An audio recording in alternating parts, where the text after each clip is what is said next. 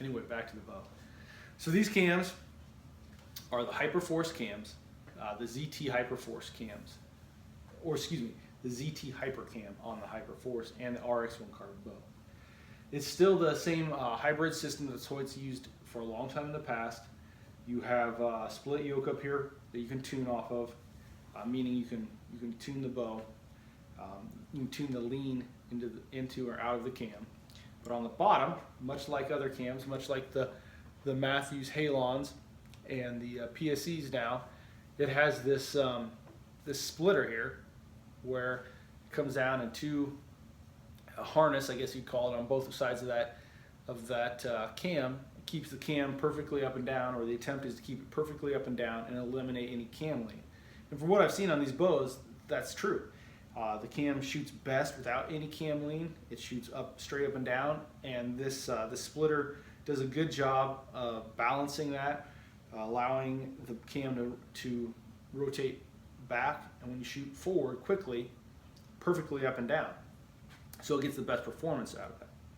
Because of this, and there's not as much torque induced into the system because of this, you can see the roller guards changed quite a bit as well. So based on the first big changes, these cams, which have a higher let-off, a little bit bigger valley, and the way they work is different. Based on that, the next change is this roller guard, or lack of a flexing roller guard, just a small two rollers that the cables run through right there. So not a huge change in performance-wise, but just something that's based on these cams, and it's efficient, it's small, it's out of the way. I like it. Another aspect of the 2018 bows that really stand out: new limbs. It's a much wider stance if you look at this than the previous Hoyts. Again, it's very similar to how most of the bows are now. The Matthews, like the Halon series, the Bowtechs, the PSEs are all going to this wider limb, a wider and shorter limb. These limbs are also, they look less, there's less, I guess, pre-lean, not pre-lean, but less force on them. They're not as curved, they're not as parallel or past parallel as they haven't been in the past. While that by itself doesn't affect performance too much, some people say that the more curve in him, the more past parallel they are, the less they'll vibrate as they both bounce back. The uppers bounce up and the bottoms back down to cancel each other out more. I think that's more of a matter of overall bow design than just the limbs. But be that as it may, shorter limbs and less preload on them. The pockets are all new too. New pockets. I really like this pocket system. It's kind of a minimalist pocket system, but it holds them in there very well, and it looks really good. And then the riser, of course. This is the aluminum riser. It's a very, I think it's an aggressive and very good looking riser. It's skeletal where it needs to be. It has some width. The front of the riser, it definitely has some beefiness to it there, but from the side it's pretty cut out. Again, it's kind of Halon-ish. Matthews had a huge year 2 years ago with the Halon, and a good year this year with the Halon 32. And while nobody really knows that the bow manufacturer don't produce the numbers that they sell, it's pretty safe to say that other companies took a cue off the Halon and the Halon 32, but specifically the Halon 2 years ago, and it takes some time to put those ideas and those great selling ideas from other manufacturers into your bow line. So the Halon was a great inspiration for a lot of bows out there.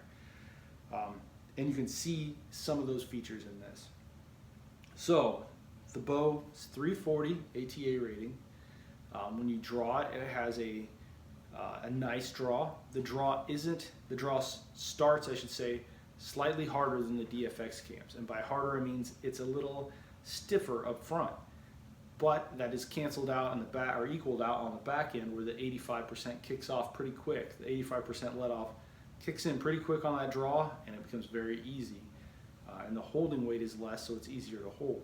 So overall, I like these cams better than the DFX cams based on the fact that you get better speed out of what I consider an overall similar quality draw. It's just on the DFX cams, the effort required more on the back end. On this, more on the front end of the draw, if that makes sense.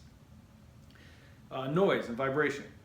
Now these bows are faster than the other previous years of Hoyt, and I'd say they're about the same amount of noise. What that means is these are not as silent as the Halon series of bow. I would say they're not as quiet as the Bowtech series, the Reigns. They are very much, they're absolutely quiet enough to hunt with. Obviously it didn't bother me when I bought the bow.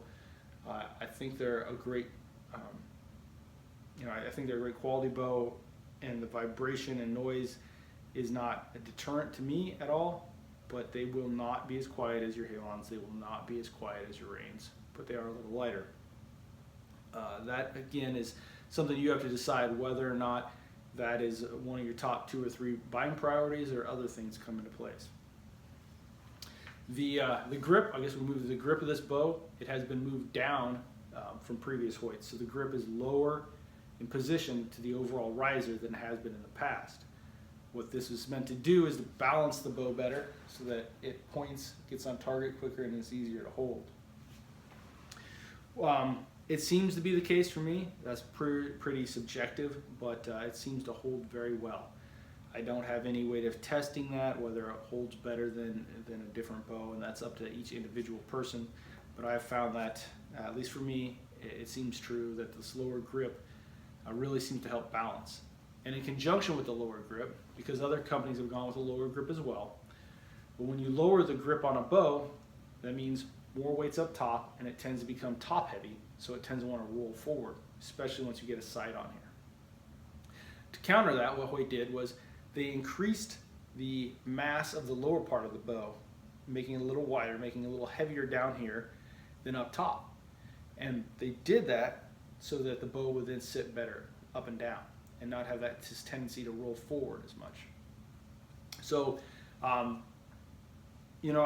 don't know. It seems to hold well. I can't say for sure though if that's a big factor or not, but it does seem to hold well.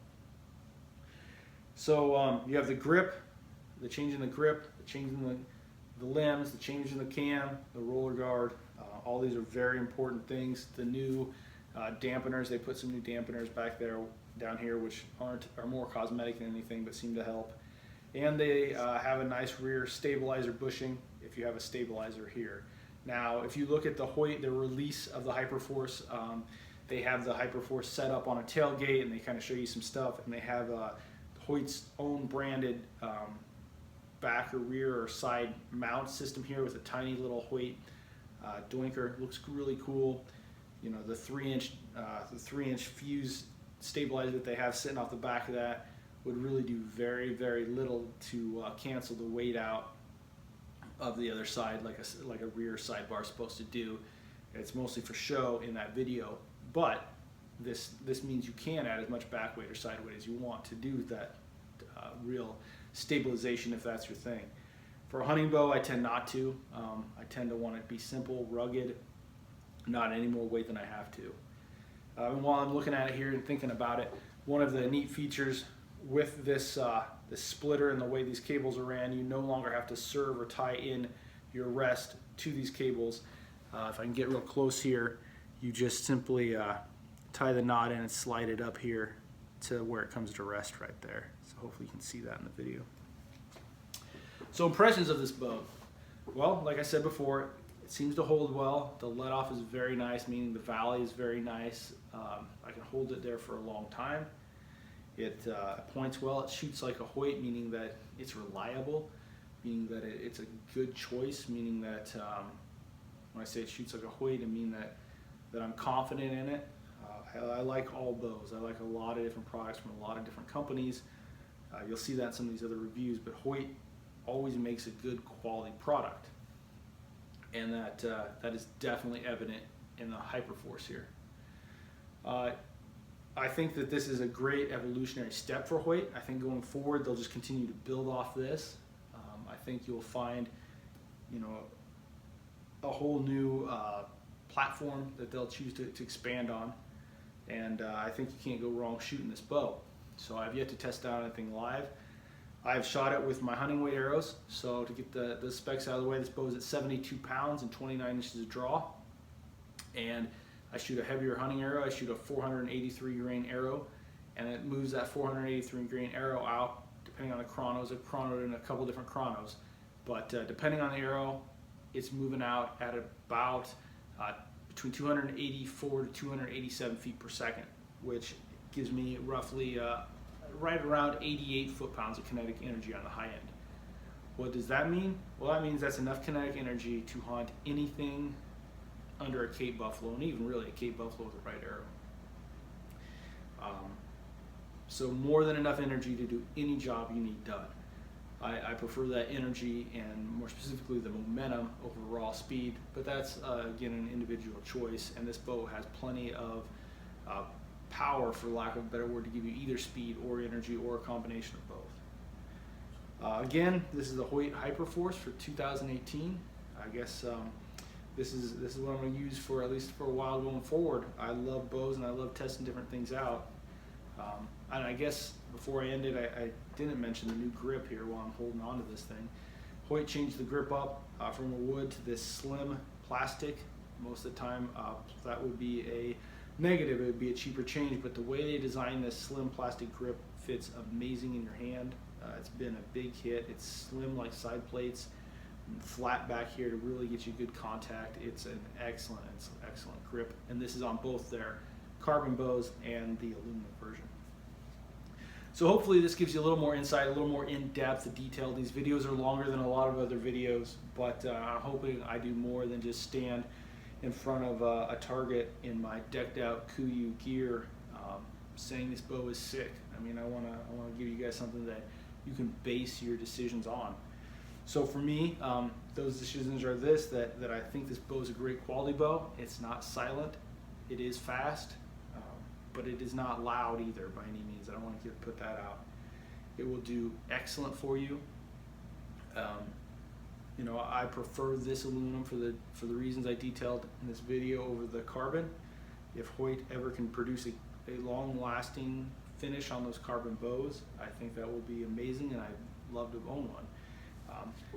If you really ever doubt what I have said and you have a carbon bow, look at any of these angles. Look right up here on the shelf, or anywhere that there's an angle, and you're going to see a flaw. That's just how it is. I've looked over hundreds of carbon bows, and they've all had some sorts of flaws. Whereas this buckskin, as this is, it looks wonderful. So hopefully this gives you a good idea. Hopefully this review is well received. And going forward, I hope to make these videos a little more efficient, maybe a little less long. But I do want to get all the details in. So please post any questions you have for me on this bow or others, and I hope you enjoy.